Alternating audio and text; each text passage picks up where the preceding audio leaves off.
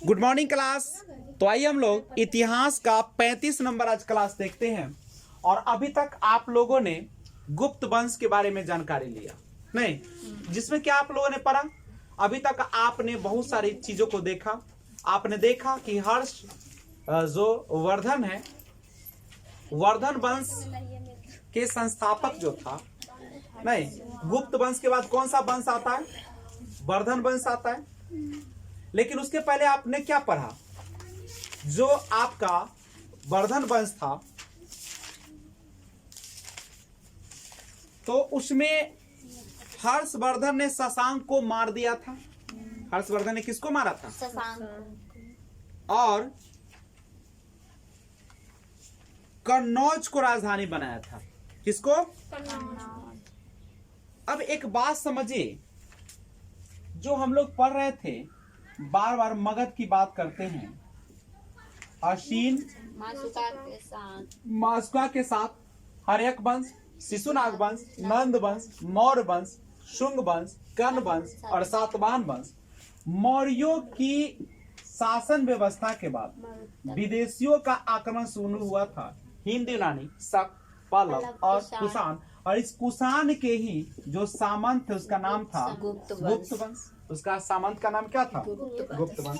और इसके गुप्त वंश का जो सामंत था उसका नाम था वर्धन वंश। कौन था? वर्धन वंश, जिसका संस्थापक आप लोगों ने पढ़ा था। नहीं, कौन था? पुष्यभूति या प्रभाकर वर्धन, यही ना था आपका?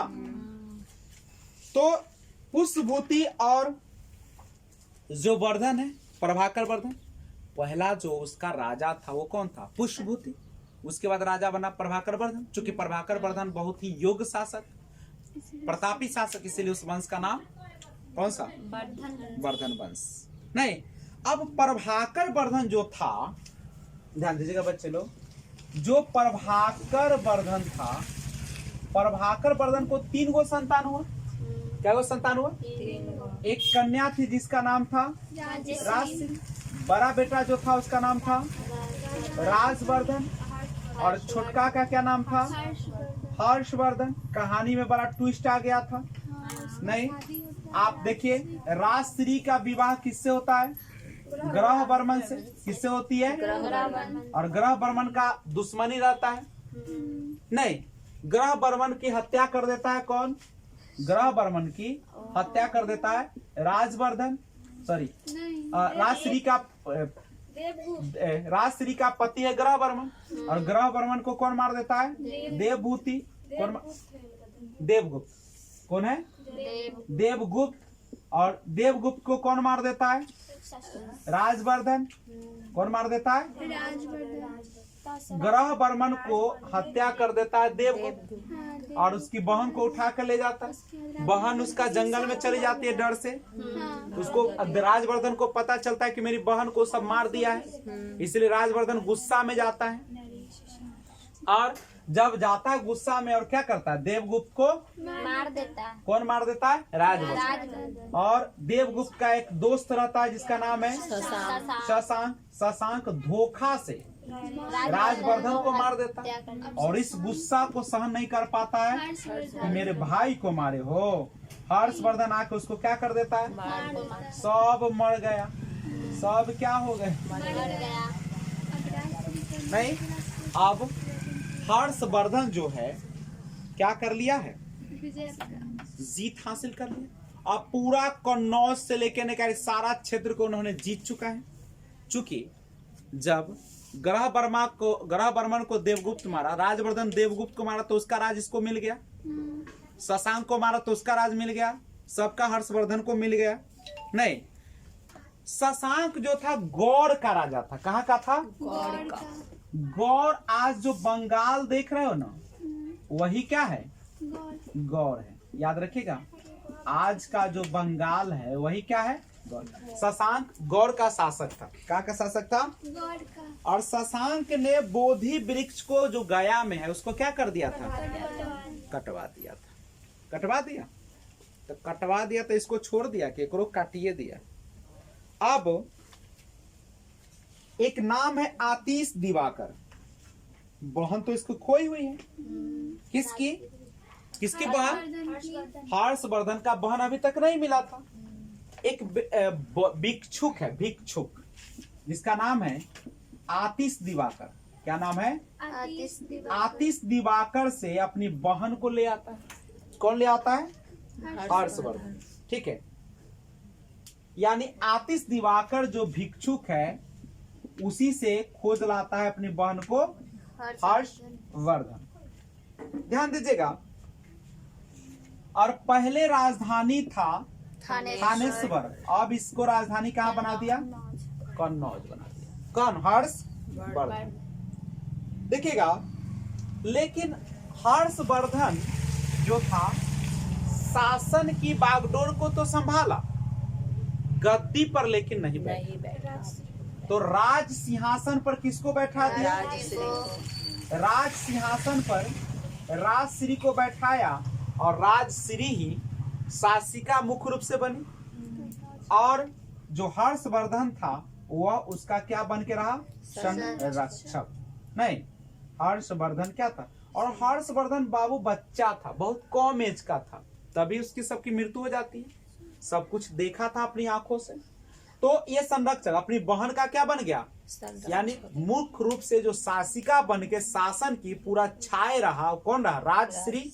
और हर्षवर्धन केवल संरक्षक के रूप में काम किया। ठीक है, लेकिन एक गड़बड़ी था कि इसके समय में डाकू गुंडों का बहुत बड़ा साम्राज्य था। यानी डाकू और जो गुंडा था उसका बोलबाला था। मथुरा जो था इसके शासन काल में, हर्षवर्धन के शासन काल में मथुरा काफी आगे निकल गया था सूती वस्त्र के लिए। पूछेगा सूती वस्त्र में सबसे आगे कौन था उस समय? तो मथुरा। किसके शासन काल में? हर्षवर्धन के शासन काल में। दूसरी बात, हर्षवर्धन जो था बच्चे लोग, ये हिंदू धर्म को मानने वाला था। किस धर्म को? हिंदू धर्म। लेकिन बौद्ध धर्म को भी यह क्या करता था? झुकाव था। याद रखिएगा, हिंदू धर्म को मानता था लेकिन झुकाव बौद्ध धर्म की तरफ भी था। ऐसा नहीं था कि पूरी तरह से केवल हिंदू ही मानता था। यानी उसका धर्म पूछा जाए तो बता सकते हो कि बौद्ध प्लस हिंदू।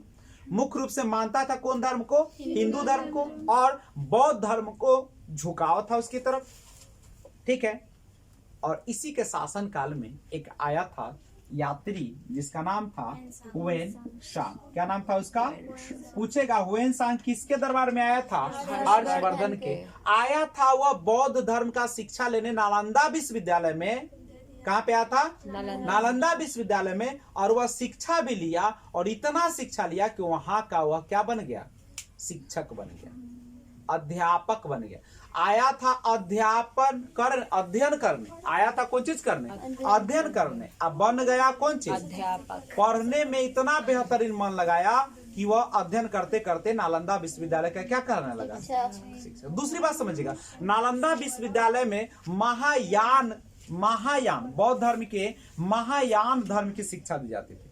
आपको पता है कि बौद्ध धर्म जो है चौथी बौद्ध संगीति के बाद दो भागों में बट गया था। एक था हीनयान, एक था महायान। हीनयान क्या था? हीनयान बौद्ध धर्म के बात, भगवान बुद्ध के बातों को जस का तस मानने वाला था।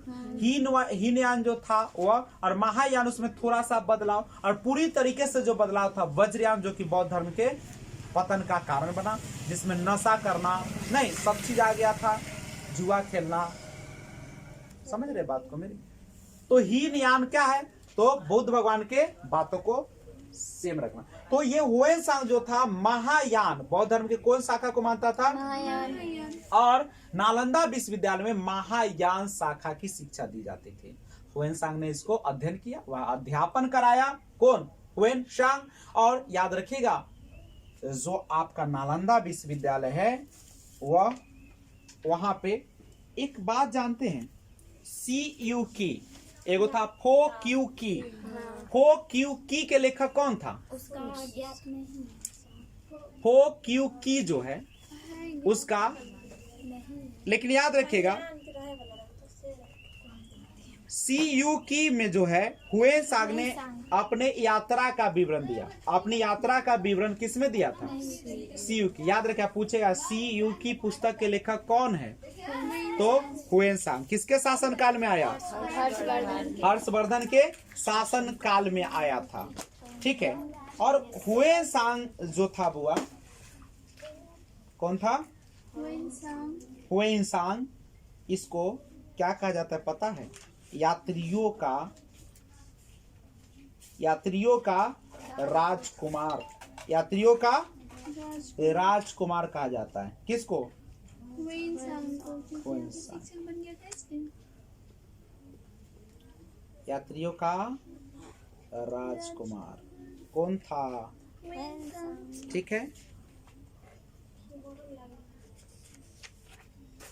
तो चलिए आगे बढ़ते हैं। इसमें महायान शाखा का ऑक्सफोर्ड किसे कहा जाता है? कभी कोई क्वेश्चन पूछता है कि बताइए महायान जो शाखा है, महायान शाखा, इसका ऑक्सफोर्ड किसे कहा जाता है? नालंदा विश्वविद्यालय को। किसको कहा जाता है? नालंदा विश्वविद्यालय को महायान शाखा का क्या कहा जाता है? ऑक्सफोर्ड। एक बार आपसे हम पूछते हैं, उसके बाद आगे बढ़ेंगे। जवाब दीजिएगा पहले, उसके बाद। अच्छा बताइए, गुप्त वंश के पतन के बाद जो बहुत सारे राजवंश हुए थे, उसमें सबसे प्रमुख था पुष्पभूति वंश, जिसका एक और नाम था वर्धन वंश। पुष्पभूति वंश के संस्थापक कौन थे? पुष्पभूति। और उसको वर्धन वंश क्यों कहा गया? क्योंकि प्रभाकर वर्धन जो थे काफी महान शासक थे। पुष्पभूति वंश जो स्थापना किए थे पुष्पभूति वंश का, उसकी राजधानी कहाँ थी? थानेश्वर, जो कि हरियाणा के आसपास का क्षेत्र है। और इस वंश की स्वतंत्रता का जन्मदाता, स्वतंत्रता का मतलब होता है इसके पहले जो वर्धन वंश था वो क्या था? गुलाम था। किसका? गुप्तों का। गुप्तों का सामंत था। गुप्तों का क्या था? प्रभाकर वर्धन ने इसको स्वतंत्र घोषित किया।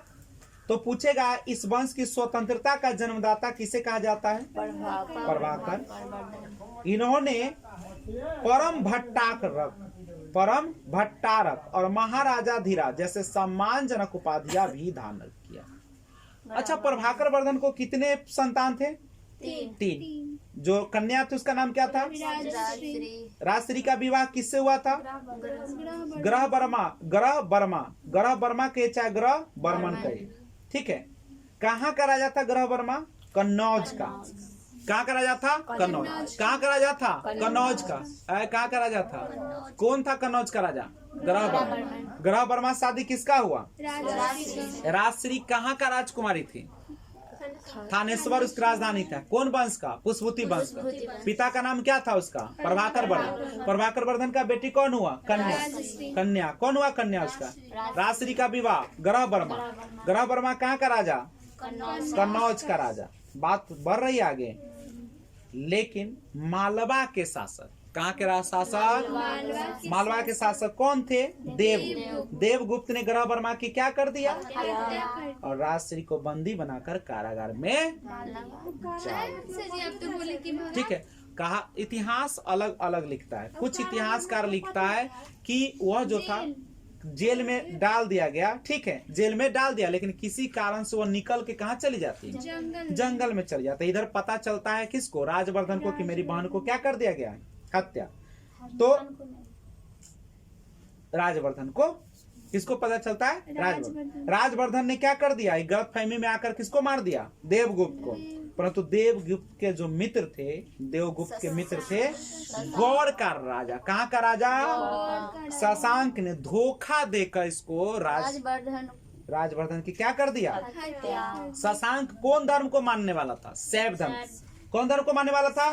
कौन वृक्ष को कटवा दिया? बोधि वृक्ष। बोधि वृक्ष कहाँ पे? बोध गया में। राजवर्धन की मृत्यु हो गया 606 ईस्वी में। कैसो में? 606। मात्र 16 साल का छोकरा। कौन? हर्षवर्धन। क्या साल का छोकरा था? 16। थानेश्वर की गद्दी पर बैठा। अरे शशांक ने मार दिया राजवर्धन को। राजवर्धन को मार दिया तो कर भैया चुप रहेगा? आया हर्षवर्धन ने किसको मार दिया? उम्र कितना था उसका? 16 साल।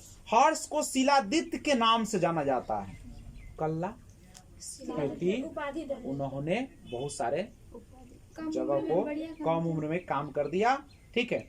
और हर्ष ने शशांक को पराजित करके, हर्ष ने किसको हरा दिया? और कहाँ अधिकार कर लिया? कन्नौज पर। कहाँ का राजा था? कन्नौज। कन्नौज का। कहाँ का राजा था? शशांक को कन्नौज पर अधिकार कर लिया और उसे अपनी राजधानी बना लिया। किसको? कन्नौज को। चलिए, शशांक था गौड़ का शासक। शशांक कहाँ का राजा था? गौड़ कहाँ का? बंगाल। और उसी के आसपास कन्नौज का क्षेत्र। शशांक को हराने के बाद कन्नौज पर क्या कर लिया? हर्ष और पुलकेशिन द्वितीय के बीच में नर्मदा नदी के तट पर युद्ध हुआ और जिसमें हर्ष बेचारा क्या हो गया?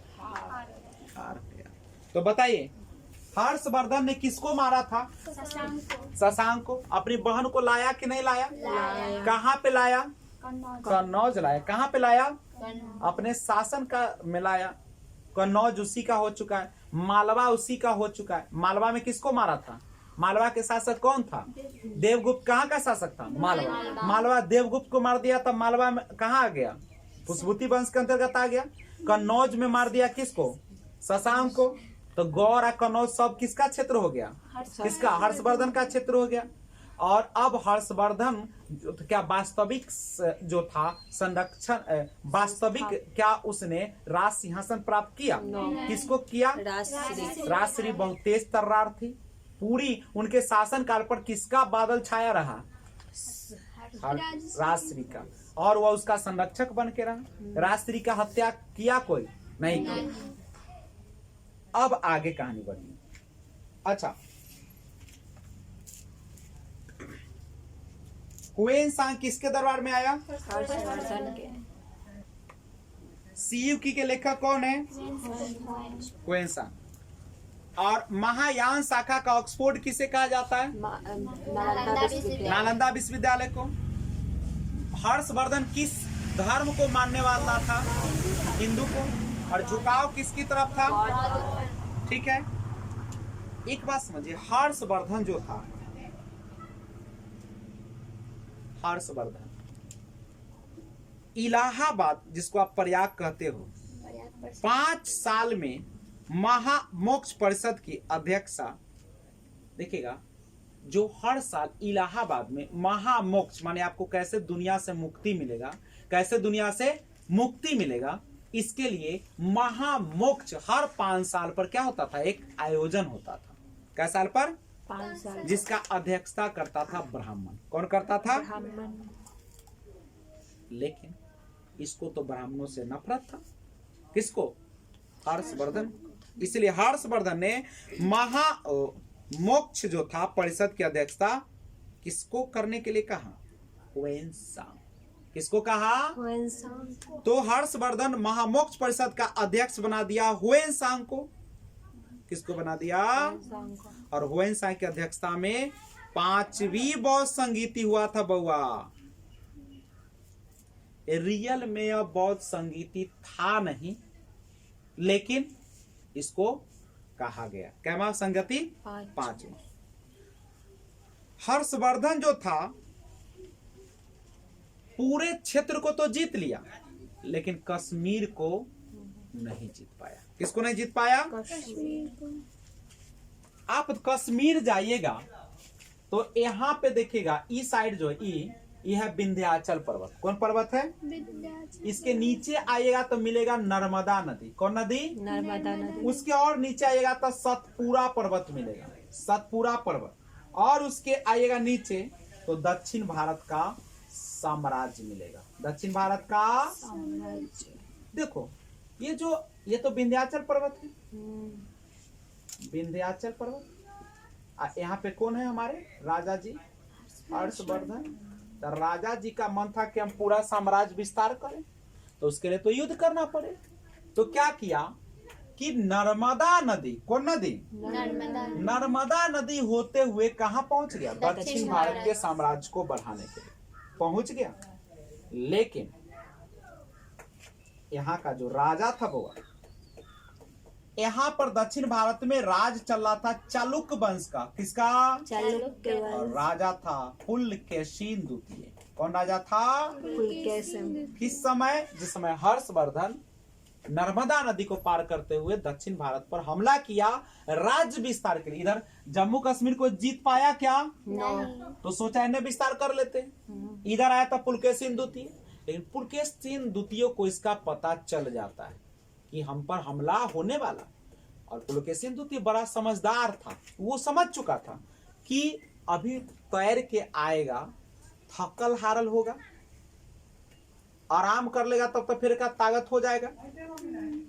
वो क्या किया कि रास्ते में इधर से क्या कर दिया, हमला। बेचारा ऐसी थकल हारल, सिकंदर वाला हाल ना। अब बेचारा पुलकेशिन द्वितीय इधर से गया, हमला कर दिया, और हर्षवर्धन क्या हो गया, हारेगा तो छोड़ देगा। कल के जा बउआ जा, हर्षवर्धन की क्या हो गई, मृत्यु हो गई। तो इन्होंने क्या साम्राज्य के विस्तार की इच्छा को पूरा कर पाया? ठीक है। और हर्षवर्धन के जो क्या था समय काल था, उसमें उसका एक दरबारी कवि था, वानभट्ट। कौन था? वानभट्ट। याद रखिएगा, हर्षवर्धन के पास जो कवि था वो कौन था? वानभट्ट था। और वानभट्ट बड़ी ही विद्वान व्यक्ति। इन्होंने 2 किताब की रचना कर डाला। एक है हर्षचरित, दूसरा ना यार, हर्षचरित, और दूसरा था कादम्बरी। कादम्बरी। कौन किताब था? कादम्बरी। याद रखिएगा। बाणभट्ट पूछेगा, बाणभट्ट किसका दरबारी कवि था? हर्षवर्धन के। बाणभट्ट दरबारी कवि हर्षवर्धन। और बाणभट्ट ने 2 किताब लिखा। कौन कौन किताब लिखा? हर्षचरित और कादम्बरी। हर्षचरित के लेखक कौन है? बाणभट्ट। कादम्बरी के लेखक कौन है? और हुएनसांग जो आया था किसके दरबार में आया था? अब सुनिए, हर्षवर्धन शिलादित्य की उपाधि लिया। कौन उपाधि लिया? अपने आप को शिलादित्य कहा करता था। और हर्षवर्धन भी जो था बड़ा विद्वान था, साहित्य को जानता था। समझे? हर्षवर्धन जो था बउआ, वो अभी किसको जानता था? साहित्य को, विद्वान था। इन्होंने 3 किताबें लिख डाली। क्या किताब लिख डाली? 3 किताब। एक था प्रिय दर्शिका, एक का नाम क्या था? प्रिय दर्शिका। दूसरा का नाम था नागानंद, दूसरा का नाम क्या था? नागानंद। और तीसरा का नाम था रत्नावली। याद रखिएगा। पूछेगा कि बताइए प्रिय दर्शिका के लेखक कौन है? हर्षवर्धन। प्रिय दर्शिका के लेखक कौन है? प्रिय दर्शिका के लेखक नागानंद के लेखक हर्षवर्धन। रत्नावली के लेखक हर्षवर्धन। तो बाणभट्ट ने कितने किताब लिखा? 2। कौन कौन? हर्षचरित और कादम्बरी। हर्षवर्धन ने कितने किताब लिखा? 3। कौन कौन? प्रियदर्शिका, नागानंद और रत्नावली। क्या कोई दिक्कत? शिलादित्य के नाम से कौन जाना जाता है? हर्षवर्धन के समय में प्रसिद्ध कवि कौन सा था? बाणभट्ट। क्या हर्षवर्धन उत्तर भारत में जम्मू कश्मीर को जीत पाया? नहीं। क्या दक्षिण भारत में पुलकेशिन द्वितीय को हरा पाया? नहीं हरा पाया। शिलादित्य के नाम से कौन अपने उपाधि लिया? लिच्छवी दौहित्र के नाम से कौन जाना जाता है? भारत का नेपोलियन किसको कहा जाता है? बिना बजाते हुए सिक्कों पर किसको दिखाया गया? ठीक है। हर्षवर्धन को कोई संतान नहीं था, बेटा विहीन था मेरी तरह, पुत्र विहीन। तो पुत्री होगी? पुत्री विहीन, संतान विहीन। क्या विहीन थी? तो जब संतानें नहीं है तो क्या राजा का अगला उत्तराधिकारी कोई बनेगा? इसका मतलब है राजश्री के तब बेचारी के तब बियाहे हो नए कन्या रहे, मेहंदी के रंगो न छुटले रह तालुकला देवगुप्त ओकरा कथी कर देलके? कोना के मार देलके। अब सीता जी तो न है जे कुश से हो जाथिन पैदा,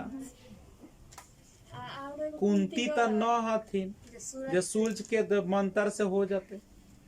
ये तो रहथिन इंसान और भगवान रहथिन तो उनका से तो कैसो हो जाए। भगवान के तो सब माफ है, मन चंगा तो कठौती में गन, घर में पैसा तो बाहरो ढोलक। सजी राधा से वो कृष्ण भगवान क्यों नहीं शादी किए थे? रुक्मिणी से क्यों?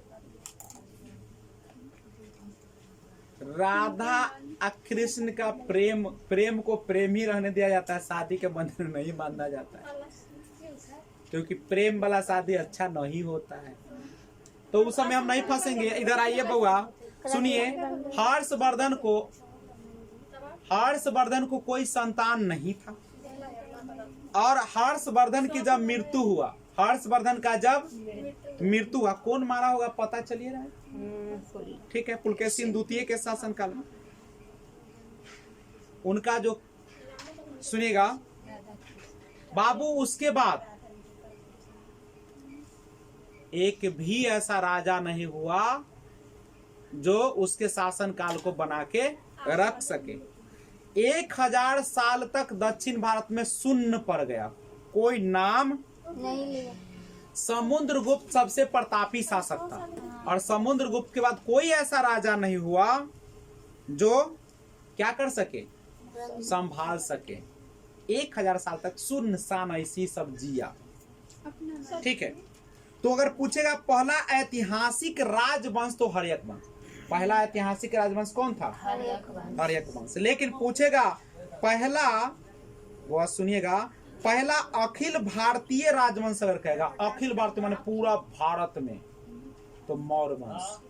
पहला अखिल भारतीय राजवंश कौन है? मौर्य वंश। अब पहला अखिल भारतीय शासक अगर कहेगा तो चंद्रगुप्त मौर्य।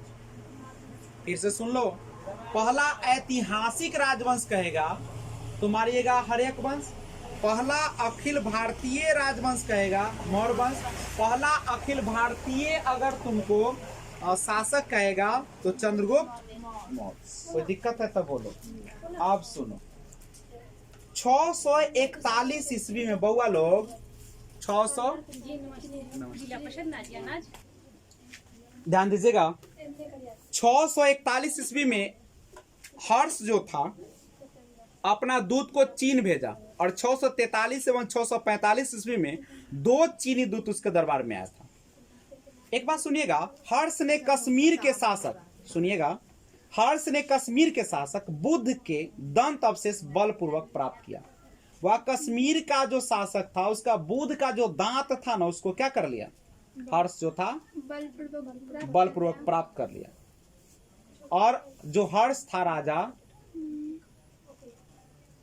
जो राजा हर्ष था, उसके जो पूर्वज थे ना, वो भगवान शिव और सूर्य को उपासक था। और आप सभी को पता है कि हर्षवर्धन के समय, उसी को हर्ष कहा जाता है, राजा हर्षवर्धन के समय नालंदा जो था विश्वविद्यालय, वह क्या कहलाता था? महायान शाखा का ऑक्सफोर्ड कहलाता था। और वहां पे कौन धर्म की शिक्षा दी जाती थी? बौद्ध धर्म के कौन सी शाखा का? महायान शाखा का। ठीक है।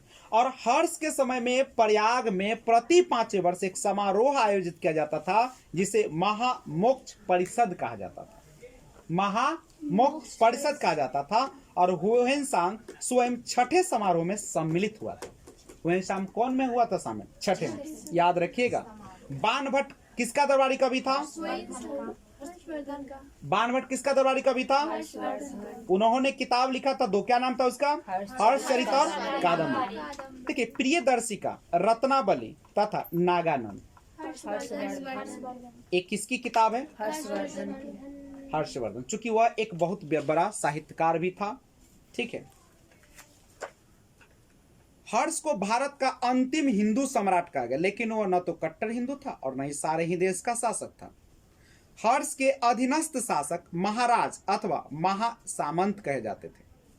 हर्ष के मंत्रिपरिषद के मंत्री को सचिव या आमत कहा जाता था। प्रशासन की सुविधा के लिए हर्ष का साम्राज्य कई प्रांतों में विभाजित था। प्रांत को भुक्ति कहा जाता था। प्रांत को क्या कहा जाता था? भुक्ति। और प्रत्येक भुक्ति का एक शासक होता था, जिसको राज, स्थानीय या ऊपरिक अथवा राष्ट्रीय कहलाता था। हर्ष चरित में प्रांतीय शासक के लिए लोकपाल शब्द आया। कौन शब्द आया है? लोकपाल। ठीक है। भुक्ति का विभाजन जिलों में था। भुक्ति का विभाजन किस में था? जिलों में। जिलों की संज्ञा थी विषय, जिसका प्रधान विषयपति होता था। ग्राम के शासन की सबसे छोटी इकाई थी और ग्राम शासन का प्रधान ग्रामाक्षपटलिक कहा जाता था। पुलिस कर्मियों को चाट या भाट कहा गया है और अश्व सेना के अधिकारियों को बृहदेश्वर, पैदल सेना के अधिकारियों को बलाधिकृत या महाबलाधिकृत कहा जाता है। हर्ष चरित में सिंचाई के साधन के रूप में तुला यंत्र का उल्लेख मिलता है। किसका उल्लेख मिलता है? और हर्ष के समय मथुरा सूती वस्त्रों के निर्माण के लिए प्रसिद्ध था। पूछेगा कि मथुरा जो था वह किस चीज के लिए प्रसिद्ध था हर्षवर्धन के शासन काल में, तो क्या जवाब दीजिएगा? सूती वस्त्र के लिए। सिंचाई के साधन के रूप में किसका प्रयोग होता था? तुला यंत्र का, जिसे जल पंप के नाम से भी जाता था। कोई दिक्कत है तो बताइए। तो एक बार मैं आपसे पूछ लेता हूं, आप लोग बता दीजिएगा। बताइएगा पुष्पभूति वंश जो था वह किसका सामंत था? किसका सामंत था? गुप्त वंश का। किसका सामंत था? गुप्त वंश। गुप्त वंश किसका सामंत था? कुषाण वंश का। कौन वंश का? गुप्त वंश के पतन के बाद एक नया वंश आया था, बहुत सारे वंश आए, लेकिन उसमें सबसे जो विशाल साम्राज्य स्थापित किया उसका नाम क्या था? कौन वंश था? वर्धन वंश। उसी को पुष्पभूति वंश भी कहा जाता है। कोई दिक्कत है क्या? प्रभाकर वर्धन किस वंश से संबंधित है? पुष्पभूति वंश। वर्धन वंश का वास्तविक अगर कहा जाए स्वतंत्र शासक तो कौन था? प्रभाकर वर्धन। प्रभाकर वर्धन को कितनी बेटा बेटी था? 3 संतानें थे। राजश्री का विवाह किससे हुआ था? ग्रह वर्मा से। ग्रह वर्मा कहाँ का शासक था? कन्नौज का शासक था। ग्रह वर्मा की हत्या कौन कर देता है? देवगुप्त कहाँ का रहने वाला था? मालवा। मालवा। देवगुप्त को कौन मार देता है? राजवर्धन। राजवर्धन की हत्या कौन करता है धोखा से? शशांक कहाँ का शासक था? गौर का। गौर कहाँ पड़ेगा? बंगाल। और बंगाल का। बंगाल को गौर कहा जाता है। और शशांक की हत्या कौन करता है?